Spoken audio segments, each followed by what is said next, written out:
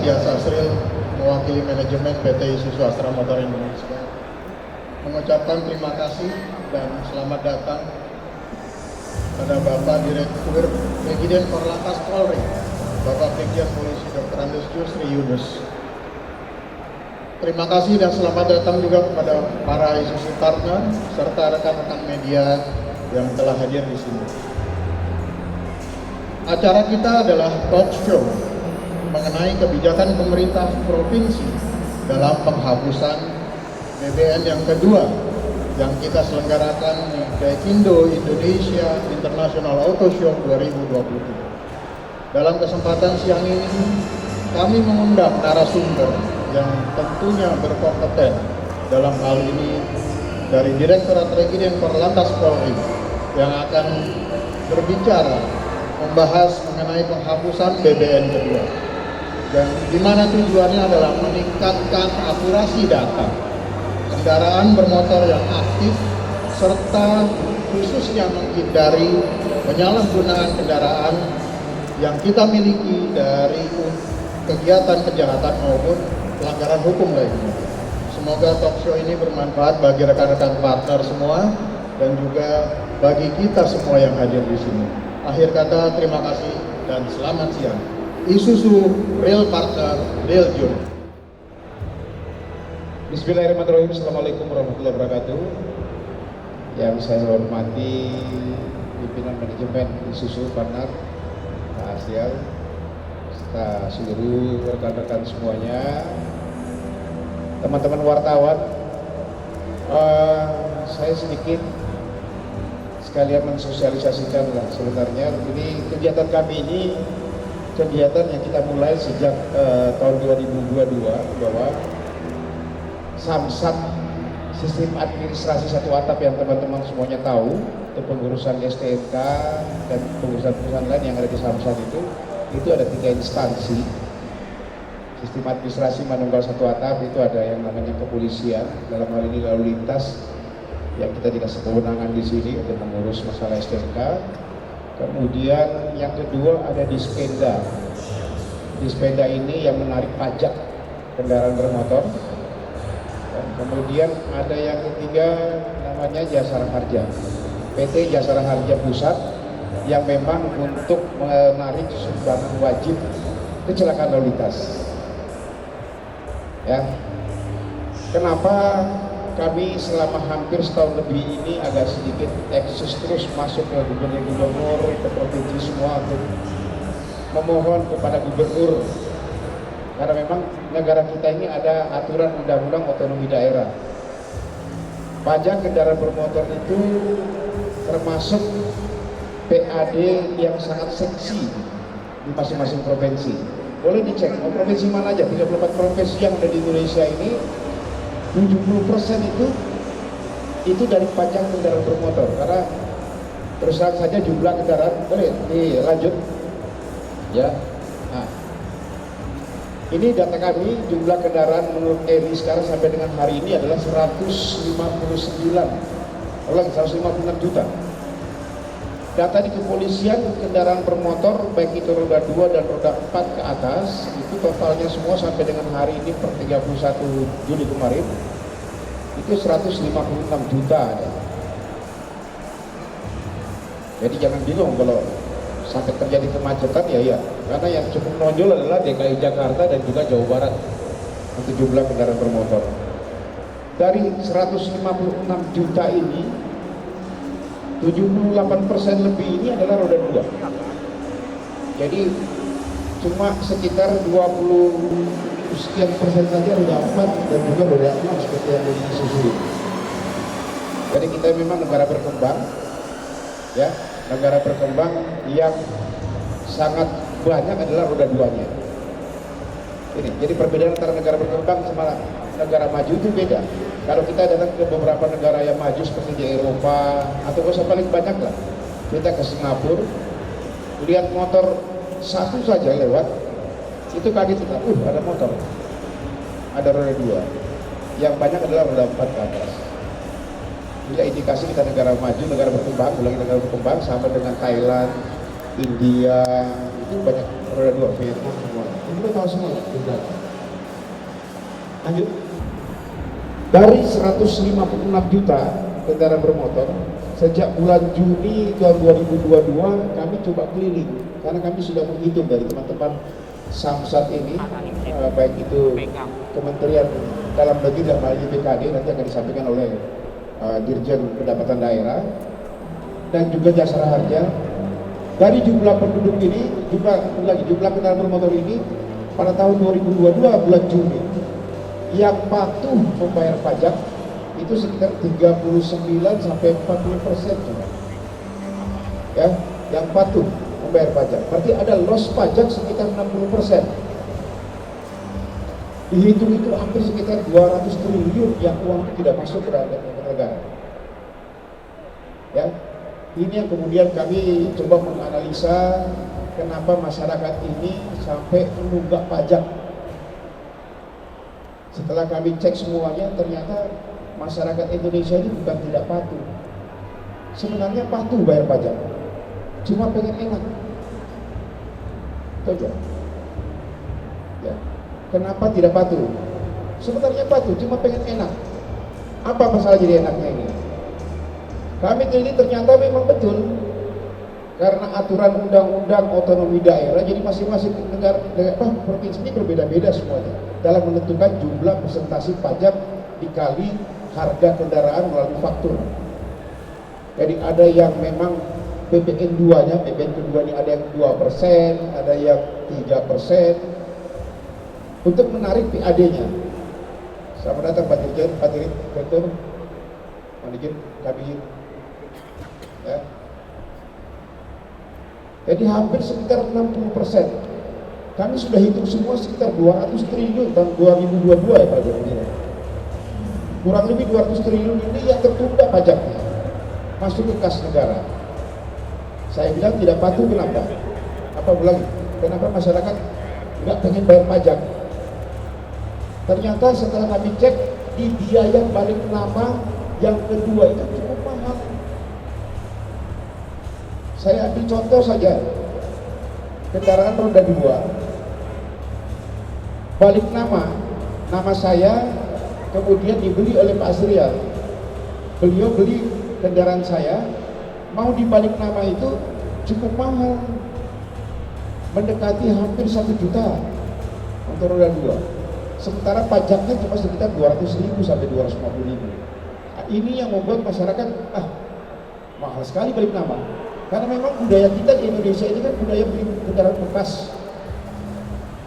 Boleh dicek, banyak showroom itu showroom mobil bekas, motor bekas yang dibeli. Ya, sehingga karena cukup mahal sehingga mereka menunda bayar pajak. Nanti tahun depan aja lah. Setahun lagi muncul lagi pemikiran, nanti tahun depan aja, mudah-mudahan ada pemutihan. Mungkin Bapak Ibu semua tahu semua ada wartawan pemutihan yang diharapkan. Mudah-mudahan tahun depan ada pemutihan. Jadi yang ada di pikirannya beliau ini pemutihan. Padahal sebenarnya setelah kami cek pemutihan itu bukan, nggak akan bisa mendukung, sulit. Karena pada saat ada pemutihan saja selama sebulan baru mereka bayar pajak. Sekarang sudah saya instruksikan, saya tanya Pak Hendrawan ini, kami sudah instruksikan semua tidak ada lagi yang namanya boleh ACC KTP oleh Samsat. Ada ACC KTP, kasat lantasnya saya copot, kepala SDNK-nya saya copot, dan itu sudah saya buktikan cukup banyak saya copot.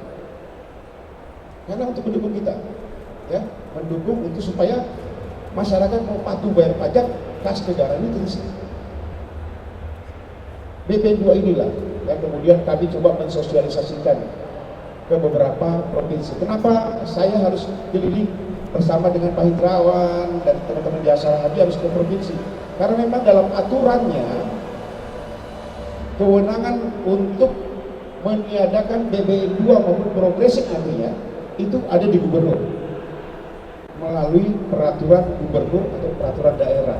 Jadi teman-teman dari Kementerian Dalam Negeri nggak punya kewenangan, cuma bisa mengusulkan saja kepada gubernur, Pak Gubernur udah bikin BB 2 nol, tetapi kewenangan pun ada di sana, adanya di gubernur. Nah, alhamdulillah lanjut mas, lanjut lagi kita balik lagi lanjut. Oh, lanjut. Nah, kami hampir 2 tahun Pak Indrawan ya, keliling ya, Pak Direktur. Kami keliling ini, alhamdulillah sudah ada beberapa gubernur yang sudah mengeluarkan peraturan gubernur untuk membuat 0 BBM 2. Yang belum Jakartanya. Yang belum. Agak sulit Jakarta ini. Padahal harapan kami, semua 34 provinsi ini BBM 2-nya itu 0 dan progresif 0. Oke, saya cerita sekarang ini. Kenapa saya mengharapkan semuanya? Saya ambil contoh saja paling gampang. Saya jalan-jalan ke Kaltara, Kalimantan Utara, provinsi yang baru, dan juga Gorontalo di sana. Setelah saya cek di jalan raya, 80% itu kendaraan bukan kendaraan asli Kaltara. Ya, rata-rata di sana B, L, D, bahkan DD dari Sumatera, semua itu ada jalan di Kaltara sana. Yang jadi pertanyaan, kasihan Gubernur Kaltara, mobil-mobil itu bikin rusak jalanan sana. Tetapi pada saat waktunya bayar pajaknya di daerah lain, tapi ngerusakin daerahnya daerah sana.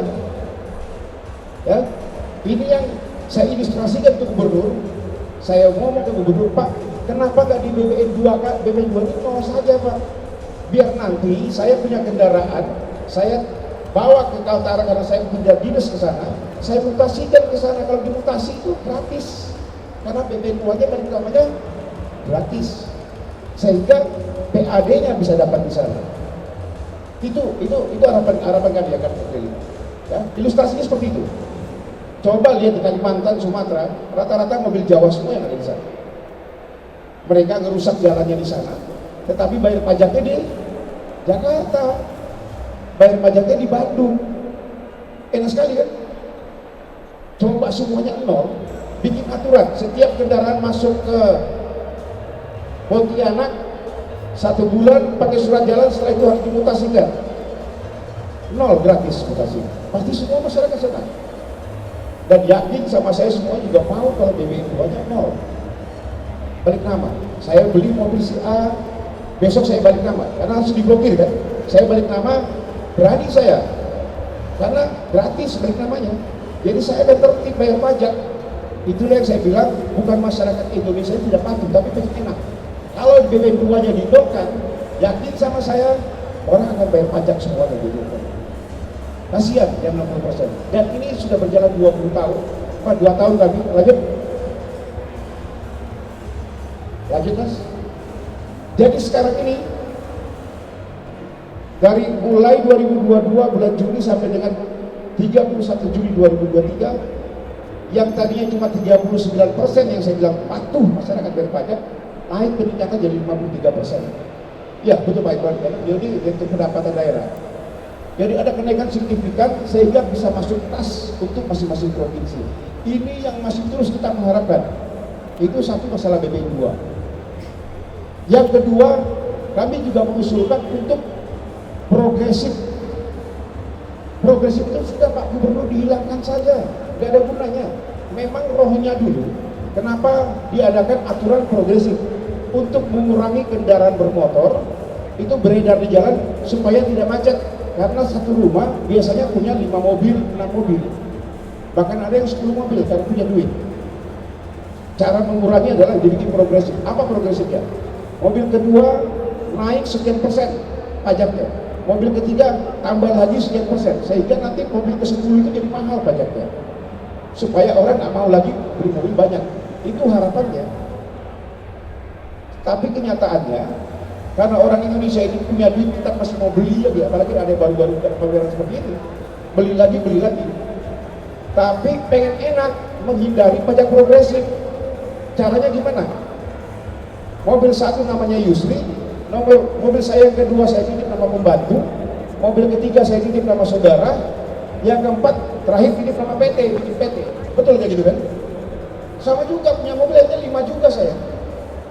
Tapi saya pengen enak menghindari pajak progresif. Nah ini, jadi bagi kami tidak ada gunanya. Kenapa tidak progresif dihilangkan saja? Ya, kenapa pakai nama PT semua? Kendaraan mewah di Indonesia ini, sudah kami cek data kami. 90% kendaraan mewah semua menggunakan nama PT, nggak ada nama pribadi. Karena PT nggak kena progresif, yang kedua PT lebih murah pajaknya daripada pribadi. Sehingga mereka pakai nama PT semua. Yang jadi pertanyaan, saya beberapa media saya banyak berdialog tentang BBM 2 ini, sosialisasi. Ada beberapa masyarakat menanyakan ke saya, Pak Yusri, apa sih gunanya Pak Yusri ngotot sekali BBM 2 sama progresif dihilangkan? Ini kan masalah pajak, Pak. Pak Yusri kan gak ada urusannya dengan pajak. Polisi kan gak ada urusannya dengan pajak. Urusan pajak dengan dispenda dengan Kementerian Dalam Negeri dari Dirjen BKD. Saya bilang betul. Yang pertama kami samsat sistem manunggal satu atap. Kami bersama-sama. Bagaimana kami sama-sama bekerja jadi teamwork yang bagus. Yang kedua, sekarang teman-teman sudah tahu semuanya. Kami sudah menggunakan teknologi untuk penegakan hukum dengan menggunakan etle. Kita termasuk terlambat negara ini, tapi jangan kata terlambat, kita harus tetap jalan. Jadi ke depan nanti kita pakai etle, ya, pakai etle sudah berjalan.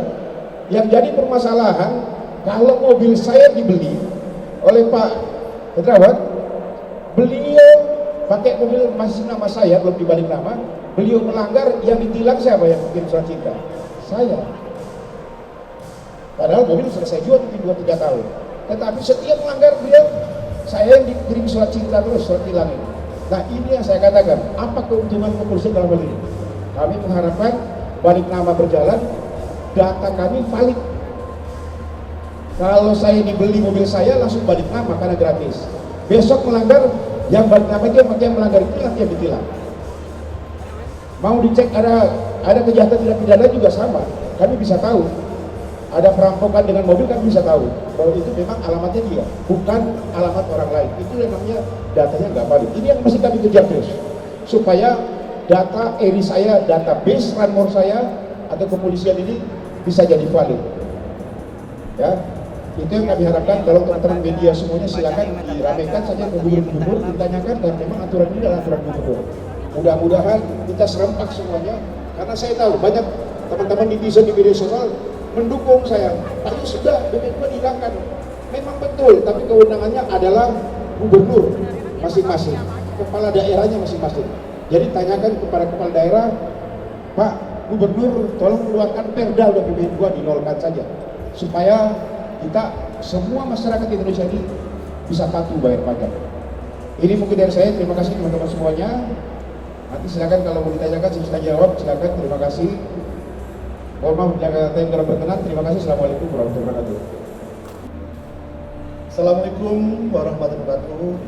Selamat sore, salam sejahtera bagi semua. Yang kami hormati sahabat kami Pak Yusri Yunus. Terima kasih Pak atas penjelasannya, teman-teman dari Isuzu ya, dan seluruh rekan-rekan yang ada di arena ini.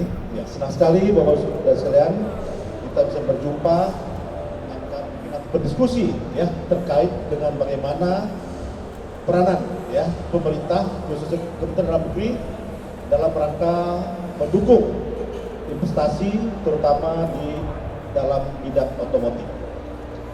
Bapak sekalian, kami dari Kementerian Dalam Negeri tiap tahun bersama dengan teman-teman dari Kementerian Keuangan, dengan Korlantas menyusun ya Permendagri tentang nilai jual kendaraan bermotor dan biaya balik nama serta pajak alat berat. Nah, data-data itu kami dapat dari teman-teman ATPM, ya, dealer, dan dari pemerintah daerah serta dari media lainnya.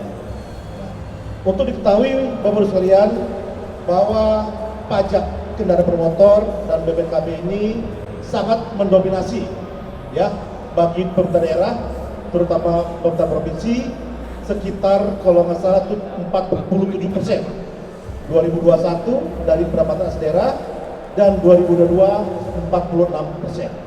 Nah inilah sangat sekali Bapak sekalian, artinya sangat besar peranannya.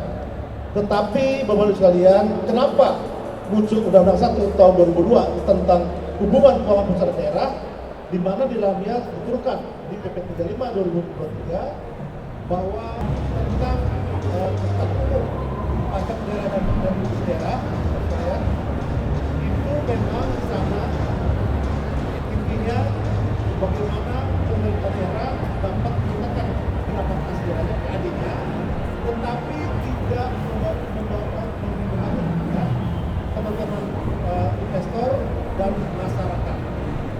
Oleh karena itu, Bapak sekalian, mohon dukungannya. Tadi apa yang disampaikan oleh teman kami, Pak Yusrius, bahwa semangat undang-undang KPD ini yang baru ini tentang pajak dan daerah adalah untuk supaya pertama tuntutan dari pajak, kemudian supaya juga artinya teman-teman ya, masyarakat ya, DPR semua dapat mendukung pembangunan dari daerah yang berasal dari pajak kendaraan bermotor. Bapak dan Ibu sekalian, semangat pajak terutama PKB ini adalah untuk sebagai ya mempermudah investasi, yaitu artinya untuk melakukan fiskal daerah dan bagaimana mengendalikan inflasi daerah serta membuka kesempatan kerja. Dan yang terakhir, fungsi pajak adalah untuk ya, untuk bagaimana investor pemerintah mempermudah para investor dalam rangka ya supaya investor dapat meningkatkan peranan modal di sini. Bapak sekalian, sekali lagi mungkin nanti kita akan diskusi. Kemudian kedua, dengan Permendagri yang baru itu, Bapak sekalian, bahwa kendaraan listrik ini sekarang kita sudah nolkan ya pajak kendaraan bermotornya, bahkan mendapatkan kemudahan ya. Sudah berapa kali kita keluarkan Permendagri kebijakan kita bahwa silakan nanti Bapak sekalian dalam rangka mempercepat ya mempercepat kendaraan bermotor listrik ini supaya Bapak Ibu pemerintah daerah termasuk pemerintah pusat memberikan insentif fiskal kepada masyarakat ya dalam rangka mendukung kendaraan bermotor, kendaraan listrik ini. Mungkin demikian Bapak sekalian, ya kan tadi sudah banyak penjelasan dari Pak Yusri Pak. Silakan nanti Bapak sekalian, kami berharap nanti Bapak sekalian dengan semangat Undang-Undang 1 2022 ini tentang hubungan pemerintah daerah di mana diturunkan di PP 35 2023 tentang tata ketentuan umum pajak dan retribusi daerah, semangat kita adalah dalam rangka bagaimana ya investor berinvestasi, mempermudah investasi ya, kemudian lagi masyarakat juga mendapat keuntungan manfaat dari undang-undang itu dan pemerintah daerah dapat membangun ya pembangunan yang daerah melalui pajak PKB dan BPKB ini. Ya, demikian terima kasih Bapak sekalian. Sekali lagi selamat sore dan salam sejahtera bagi kita semua. Terima kasih untuk Bapak Hendriawan untuk pemaparannya yang luar